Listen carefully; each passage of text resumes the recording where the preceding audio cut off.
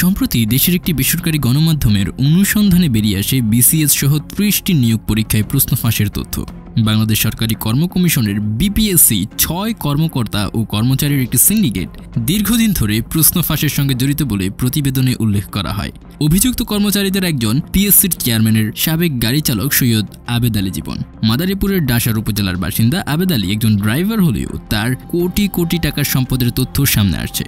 প্রশ্ন ফাঁসের সঙ্গে জড়িত থাকার তথ্য সামনে আসার পরেই সোশ্যাল মিডিয়ায় তার বিপুল সম্পদের তথ্য তুলে ধরছেন নেটিজেনরা।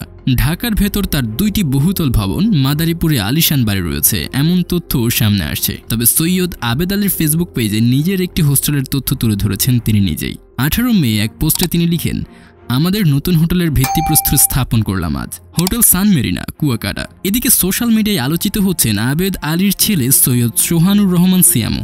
ডাসার উপজেলা ছাত্রলীগের সহসভাপতি জীবন মানুষকে সাহায্য করে সেই ভিডিও প্রচার করেন সামাজিক যোগাযোগ মাধ্যমে। চড়েন দামি গাড়িতে, পড়াশোনা করেছেন দেশের বাইরে। তার ফেসবুকে ২টা গাড়ির ছবি পোস্ট করেছেন যার বাজার মূল্য প্রায় ৭০ ও ৪০ লাখ। তবে গাড়িগুলো তার নিজের কিনা সেটি নিশ্চিত হওয়া যায়নি।